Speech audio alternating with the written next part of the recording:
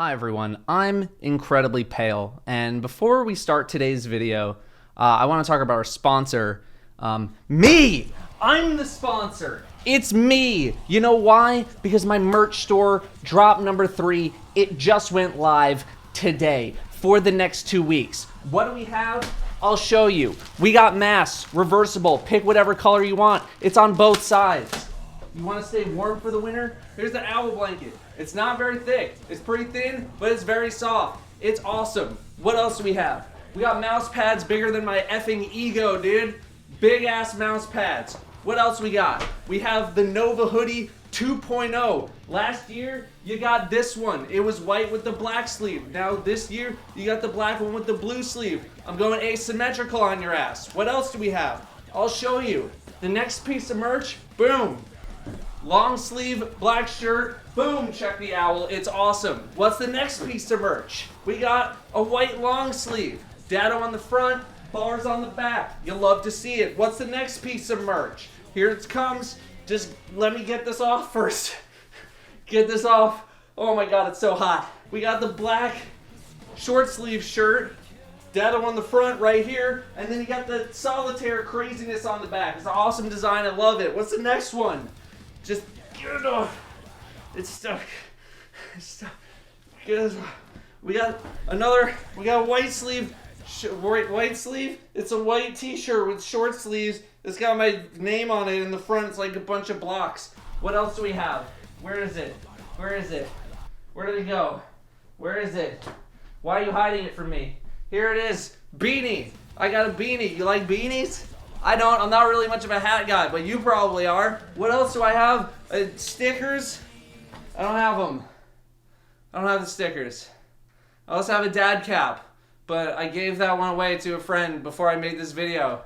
So I don't have it, but there's a picture. Okay.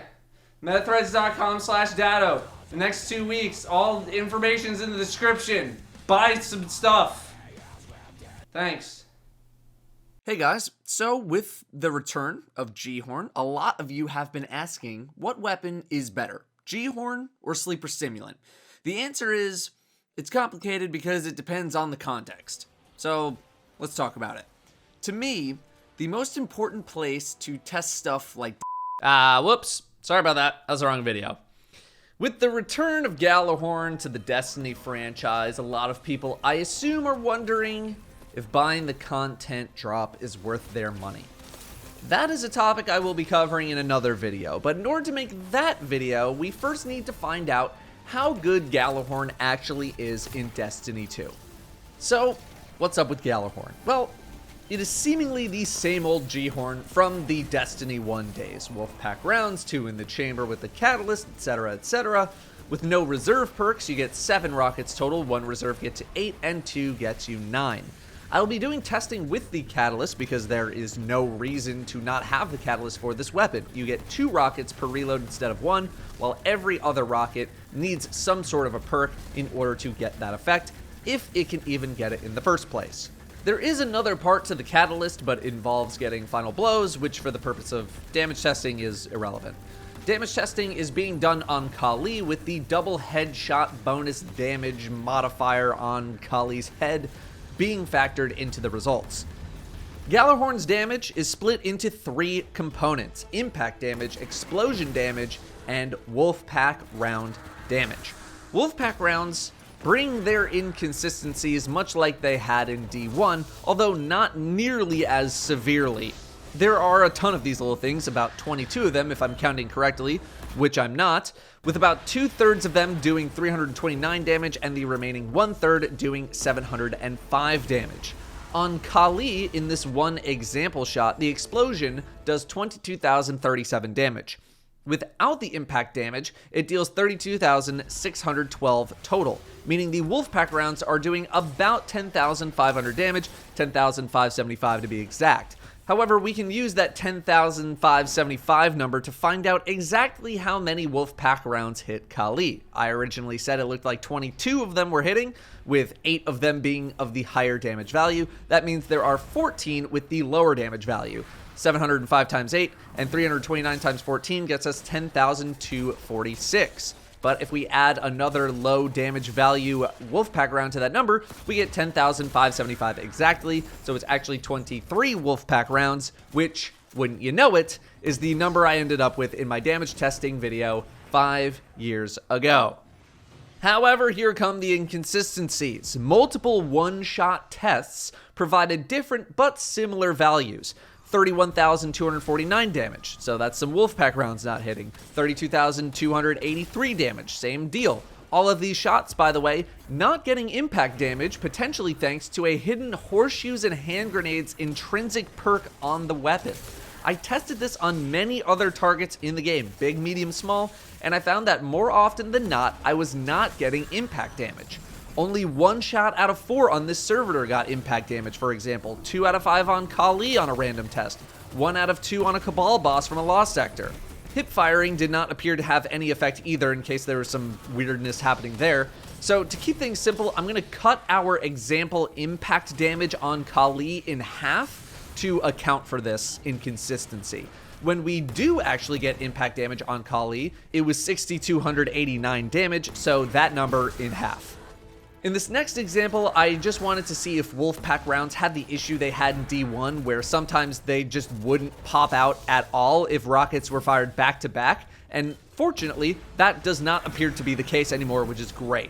Some of them might explode in the wrong spot or explode on a wall, but I didn't notice any times where I fired 2 rockets back to back and the second rocket just didn't get Wolfpack rounds at all or didn't pop any of them out.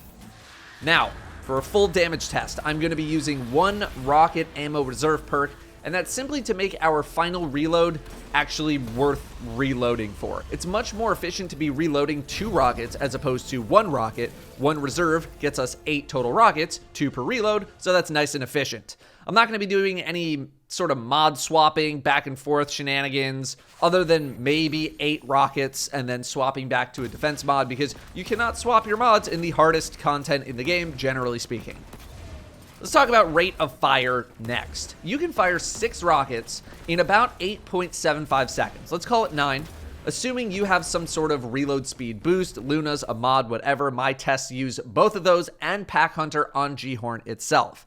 However, if you're doing any sort of aiming down sights, if you're not mashing reload immediately after you fire that second shot, if the boss moves, if literally anything else happens that stops you from just mashing fire and reload, you're not going to be able to go this quickly, and your time is going to be more like 10 to 11 seconds for 6 rockets. Let's call it 10 because, you know, I know you're a gamer. 8 rockets can be done in about 12.5 seconds. Again, going as fast as possible, no aim down sights, just hip firing and mashing reload. The nanosecond the second rocket is fired. A more realistic number is probably going to be closer to 14 seconds. I will calculate for both in the upcoming damage examples. The time frame that I'm using is from the first frame of the first rocket coming out of the launcher to the first frame of the 6th or 8th rocket coming out of the launcher. Once that final rocket has been fired, the damage will eventually be dealt once it lands, and we do not have to commit to holding the weapon out until the rocket lands. We can swap right away. 8 rockets fired at Kali, firing both rockets per reload as quickly as I could fire them, resulted in 284,642 damage. Divided by 8 rockets gets us 35,580 damage per rocket, which is pretty in line with the whole cutting impact damage in half rule that I'm using. If we take our example shot of 32,612 from earlier and add half of the impact damage, we get 35,757 damage, which is very close to the average damage per rocket that we just got in our 8 rocket example. The lower damage could be explained by Wolfpack rounds not all connecting, or maybe some inconsistencies there, whatever it might be. Another test that I did resulted in an average of 35,541 damage per rocket, only 39 damage per rocket less, and it was pretty consistent from there. So, our Kali example, where we do 284,642 damage in 8 rockets, let's divide by 12.5 and 14 seconds to get our perfect and our more realistic DPS values. 22,771 DPS for perfect, and 20,332 for more realistic. The slower you go, the less DPS you're going to do, very obviously. I did do some additional runs and saw perfect DPS values as high as 23,112 DPS, which would be 20,636 DPS in a more realistic test. So somewhere in that range is going to be what to expect. Fun fact though, the fewer rockets you use, the higher your DPS is going to be. As you continue to reload more and more, your DPS will drift more towards the actual DPS of the weapon under sustained fire. For example, let's take our 35,580 damage per rocket number, but now use calculations for only 6 rockets. So that's 213,480 damage. In 8.75 seconds, aka our perfect world scenario, that's 24,397 DPS, higher than our perfect for 8 rockets. In 10 seconds, aka more realistic, that's 21,348 DPS, which is higher than our realistic for 8 rockets. Now, does that mean you should opt for using fewer rockets? Not necessarily, as DPS and total damage are 2 different things used for different encounters.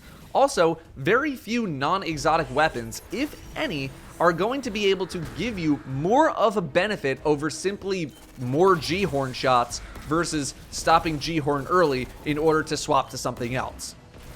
Sleeper Simulant is next to test. Sleeper Simulant has slowly been getting buffed over the past few months as Bungie is aiming to make it better than your typical legendary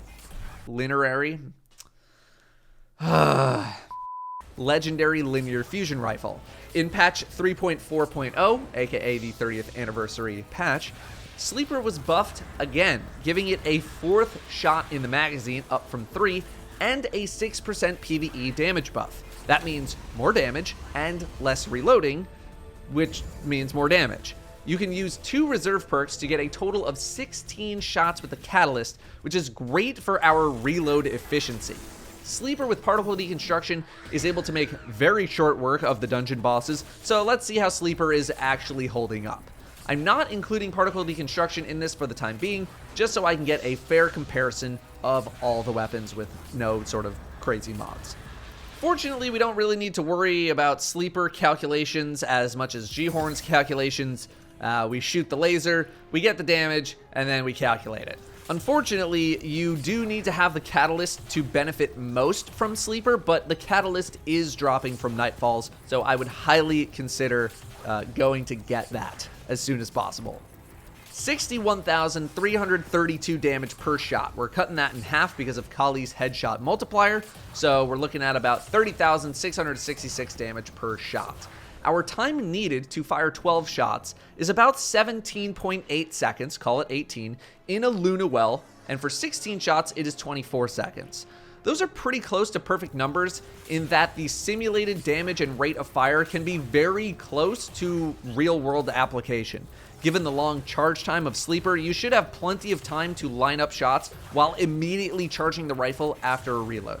12 shots gives us 367,992 total damage in 18 seconds. That's 20,444 DPS. 16 shots gets us 490,656 total damage in 24 seconds. That's, wouldn't you know it, 24,444 DPS.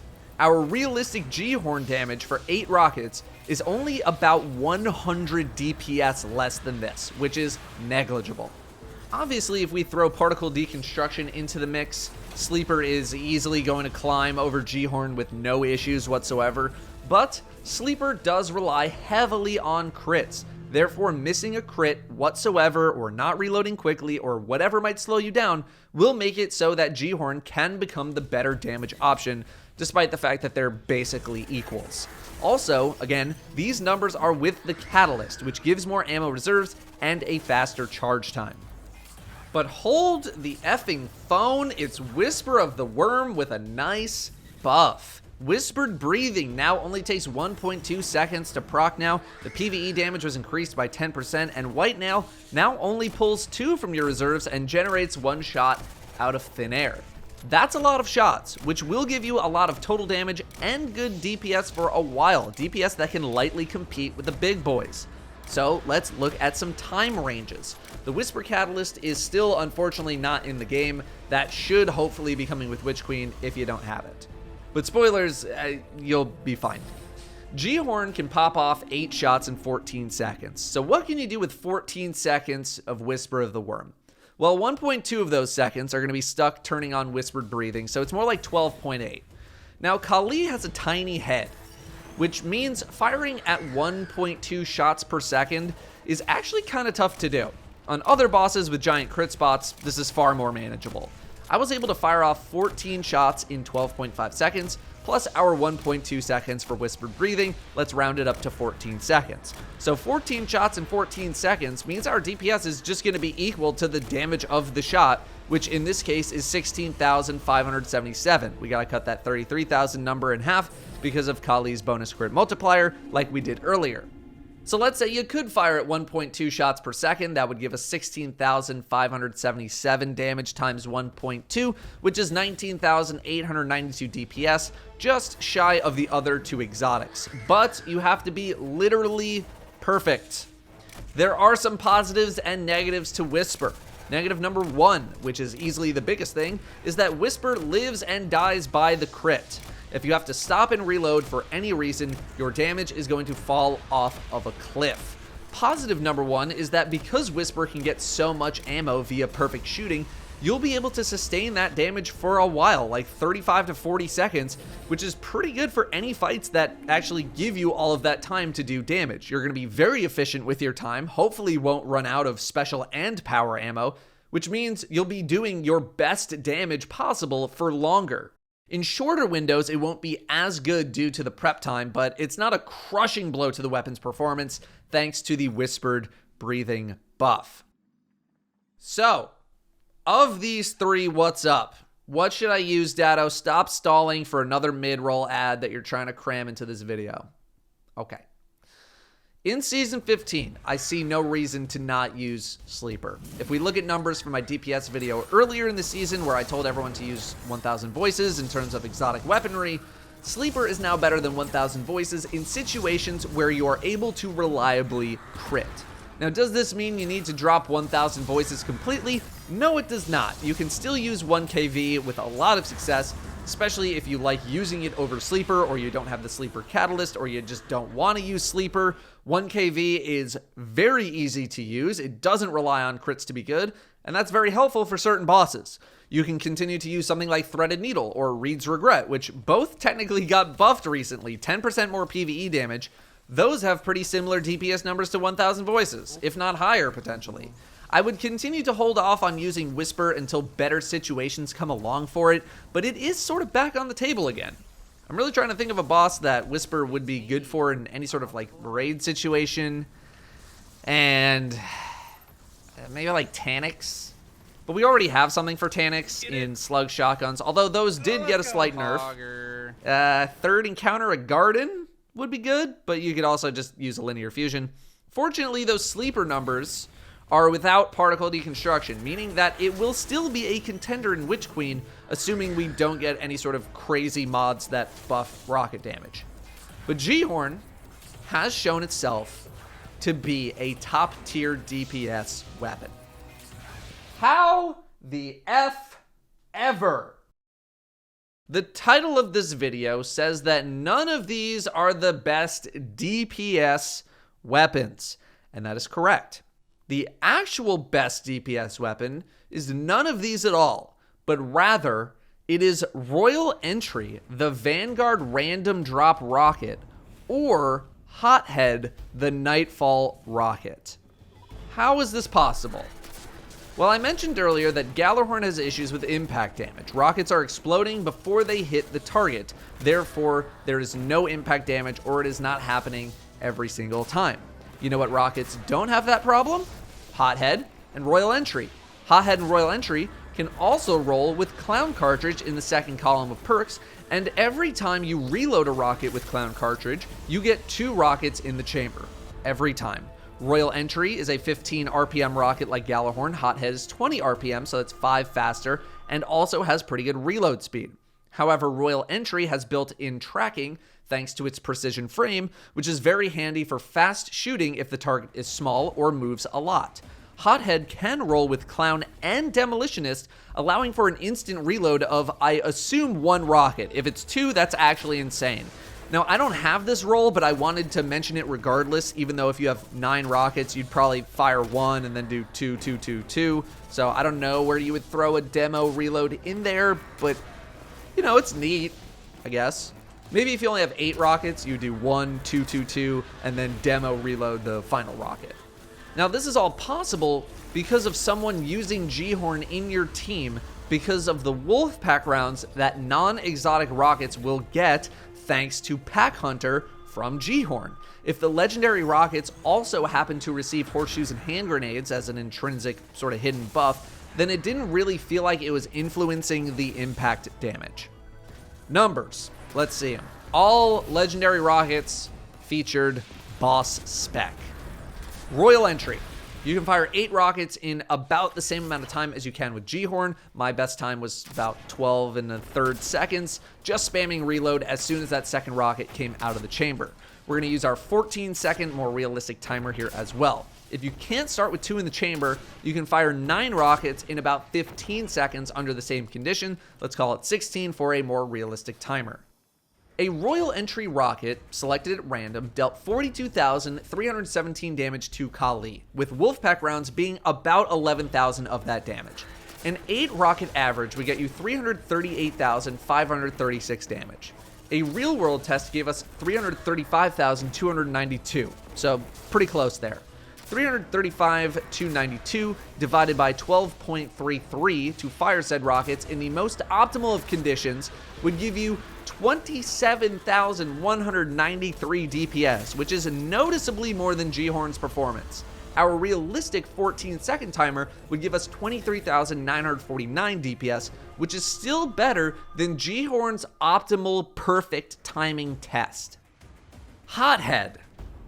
I don't have a clown cartridge hothead, so I couldn't test it. But I imagine the results are going to be pretty good there as well. If anyone has it, I would recommend bringing it along. But I don't have one, and I haven't been able to get one, so it's going to go untested for the time being. What about something like Hezen Vengeance with lasting impression? I tested that as well. I was able to fire 9 Hezen Vengeance rockets in 18.5 seconds in the most optimal of conditions. Perfect, optimal, all the same for the purposes of this video. In a Kali full damage test example, I was able to fire 9 rockets in about 21.33 seconds. So let's take the middle, call it 20 seconds. You're doing really good. I took a little bit longer on Kali because Hezen Vengeance has no tracking, so a missed rocket is 0 damage, and I'd rather take a little bit longer than miss completely. You can, of course, get tracking on your Hezen Vengeance in the first perk slot. A Hezen rocket selected at random dealt 49,367 damage, which would give us 394,936 damage across 8 rockets. 8 rockets dealt 388,253 damage in a real-world example. Again, pretty close. Our damage divided by 18.5 seconds from optimal shooting gets us a DPS value of 20,986. 20 seconds would get us 19,412, and 21.33 seconds from an actual test gets 18,202. That being said, Hezen with lasting impression has very high damage per shot with Wolfpack rounds and is ideal in a scenario where you need to make each individual rocket deal as much damage as possible with time not being a factor. It is good in situations where total damage is more important than damage per second. However, it lacks intrinsic tracking, making it more difficult to use against smaller or more mobile targets unless you have tracking in the first per column. I also tested Vorpal Weapon on Hezen Vengeance, and it was doing about 46,000 damage per shot, which is less than lasting impression on a per shot basis. Vorpal Weapon did just get nerfed to only be 10% on power weapons now, used to be 15%. Pre-nerf, this would have done around 48,000 damage, which is pretty close to lasting impression. I also tested Ascendancy with Explosive Light, and it was nice, but the slow reloads unfortunately cause it to fall a little behind. It's not a terrible option though if you don't have Hezen Vengeance, considering how much easier it is to get this rocket.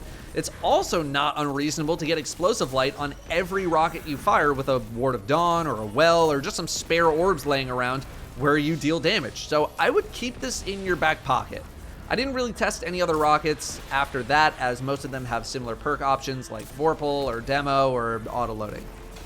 I don't have a Tomorrow's Answer with Clown Cartridge either. I don't think you can get it anymore, but that will also work if you happen to have one. I do not have a Triple Tap Reed's Regret, so I was unable to test that as well. I have one with Clown Cartridge, but Clown on non-rockets is inconsistent. I don't think you could go wrong with the Triple Tap Reed's Regret, though, at least until, Witch Queen. The issue with Royal Entry is the drop rate. This is a difficult weapon to farm, as it only drops from the end of strikes, and it has a very wide perk pool, and the thing needs to drop in the first place. I believe newer weapons are also more favored to drop more often, so the odds of you finding one are kind of low at this point. Hothead is going to be much easier to farm, assuming you're capable of farming the Nightfall. I will be hunting for one the next time it becomes available. So, there you go. Who would have thought? Royal Entry, Tomorrow's Answer, and Hothead, most likely, with someone else in the fire team using Gjallarhorn, are all better than Gjallarhorn in terms of DPS.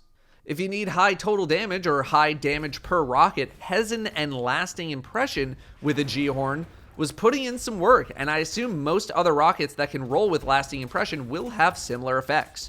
Hopefully, if you were worried about being left out of LFG teams in Witch Queen because you don't have Gjallarhorn, seems like you don't need to be too worried about not having Gjallarhorn in Season 16. I didn't even talk about the fact that not having to use Gjallarhorn frees your exotic slot for something else, so you might be in an even better position. That is all from me. Thank you very much for watching. Please go check out the merch store. It's in the description. A couple weeks. And that's it. See you next time.